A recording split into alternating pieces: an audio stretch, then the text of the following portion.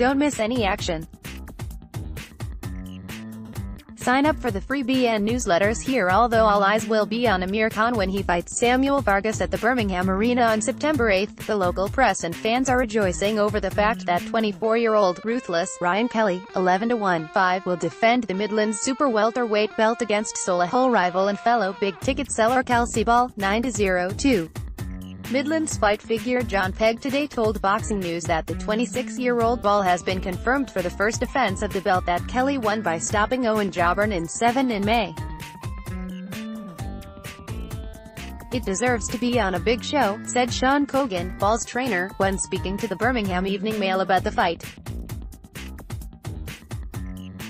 "I think it's the right time for us to take it. It's a good time for both of them to meet. There's nothing standing in their way and they've got plenty of time to train." The same publication has also called for a bout between Birmingham-based featherweights Indy Sanga and Rosa Hamza, who are both undefeated at 9-0-2 and 1-0-1-5 respectively. It proves that there is always an appetite for local derbies on arena shows. Indeed, Jason Welburn and Tommy Langford are already penciled in for a rematch for the British middleweight title that Welburn won from Langford via a split decision in May, so it is well on course to be a sellout, which isn't always a given in Britain's second city. To that end, Pegg took to BoxRec's British and Irish forum earlier today and stated that, "Since this show has been announced, I've had a lot of people ringing me for tickets already who hardly ever ring me, so I think the whole fame outside of boxing is one of the boxes he's ticked." With further matches to be made between now and September, the show is showing early promise, despite what is perceived as another modest opponent for the comebacking King, Khan. A thriving local scene led by one or more fighters invariably has a trickle-down effect. Rehan was one of Manchester's three amigos, alongside Anthony Farnell and Michael Gomez, and the recent success of Josh Taylor could spur a surge in Edinburgh's boxing scene. Lewis Benson came through the amateur ranks with Taylor. They both started out at the Loch End Boxing Club in Edinburgh and went to the 2014 Commonwealth Games, and Benson hopes to emulate Taylor's success story by overcoming the undefeated Johnny Coyle. He has 18 wins, 1 draw and 2 stoppages, at Belfast's Odyssey Arena on Saturday night.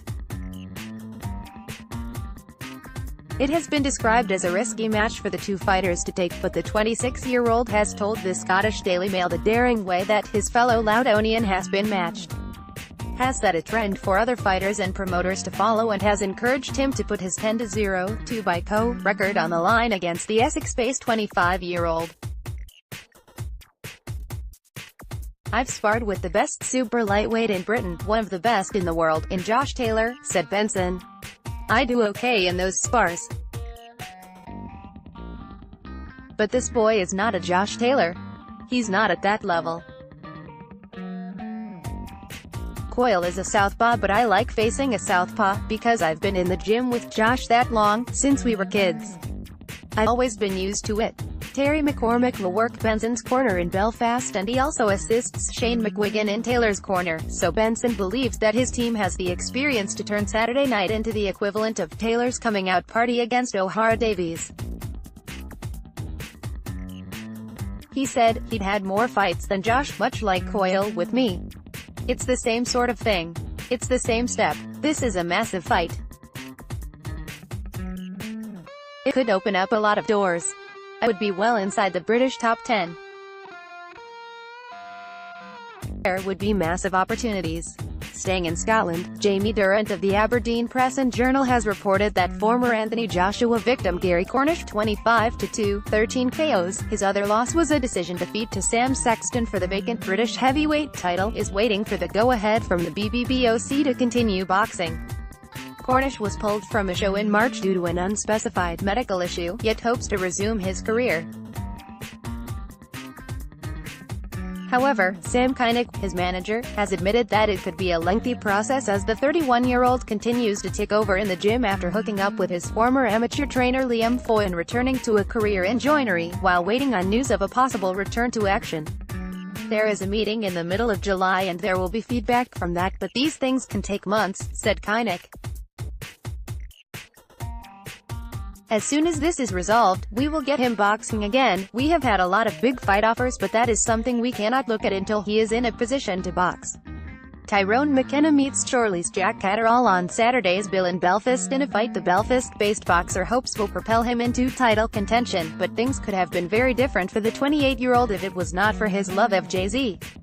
Southpaw played the son of Robert Carlyle and Gillian Anderson in the 2005 film The Mighty Celt, a title he adopted as his nickname, and he told David Kelly of the Belfast Telegraph that Anderson almost paved the way for a career in acting only for it to be kaboosh due to a Jiggaman concert. Robert was a real gentleman and Gillian was very nice, McKenna revealed. We got on really well and she ended up getting me in touch with her agent. After The Mighty Celt, a lot of offers came in to my agent who sent me to voice lessons so I could do foreign accents, English and American accents. But they were £150 an hour, so I pretended to go, and then when it came to auditions and the people were expecting to hear my American accent, I couldn't do it. I could have been in movies with Judi Dench and Tom Hanks. McKenna's acting career almost took a major turn when he was asked to audition for the first series of Game of Thrones. Alas, he had tickets to see Jay-Z in Manchester on the same day, so he did what anyone would do by grabbing a white towel before heading to the venue to twirl it around while throwing some shapes to Big Pimpin' rather than granting himself an opportunity to earn and spend some cheese as a jobbing actor. Rather than spend the following years kicking himself, McKenna has compiled a 1-6-0-1-6 record. He believes that a win over Catterall, 21-0-12, would help him further his career and put him in a position to earn enough money to support his family and pay back his partner, Katrina, for all her support, especially during the early years when McKenna was, by his own admission, skint.